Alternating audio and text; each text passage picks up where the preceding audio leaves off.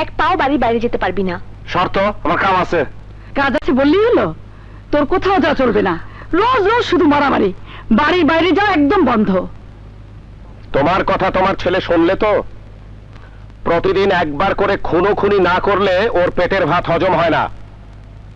ওকে জিজ্ঞেস করো, আজ যদি কাদেরের লোকেরা ওর কিছু করত তাহলে। বাবা, তুমি বুঝতে পারতেছো না, রমেশ ও তার লোকেরা তোমারে খুন কইরা ওর বাবার প্রতিশোধ দিবার চাইতেছে। রমেশ একটা কিছু না করা পর্যন্ত থামবো না। তুমি আর রমেশ কি এক?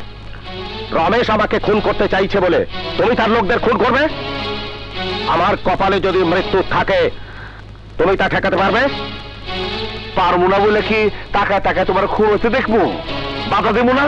না, বাধা দেবে না। পুলিশকে বলবে, আইনকে জানাবে। যে দেশে পুলিশ ঘটনা শেষে তামাশা দেখবার আহে, সে দেশে পুলিশের কাছ থেকে তুমি কি আশা করো বাবা?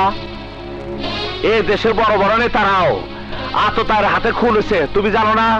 তাদের গাড়িটা কি তাকে বাঁচাতে পারছে? হ্যাঁ, পারে নাই। ওরা যখন পারেনি তখন তুমি কি করে ভাবলে যে তুমি পারবে? নিজের শক্তির উপর আমার ভরসা আছে বাবা।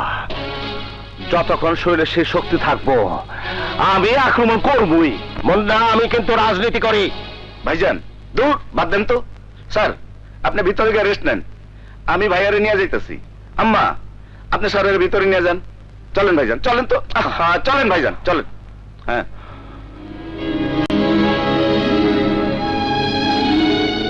ফসকাইয়া গেল মুন্না, আবারও ফসকাইয়া গেল। এত লোকজন, এত পিস্তল, এত গোলাগুলি, সব আমার নষ্ট হয়ে গেল, কিন্তু কামের কাম কিছুই হইল না। হতাশ হয় না রমেশ, মুন্না আজ কপাল গুনে বেঁচে গেছে।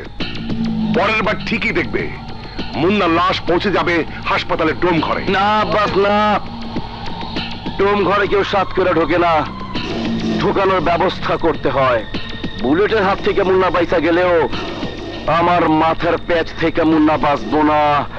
এমন প্যাচ দিমু মুন্না আর ওর বাপ দুইজনে এক লগে ফাঁসবো। আনিস, আমার লগে আয়। কোথায় যাবে? কাদেরের বাড়ি, আব্দুল কাদের।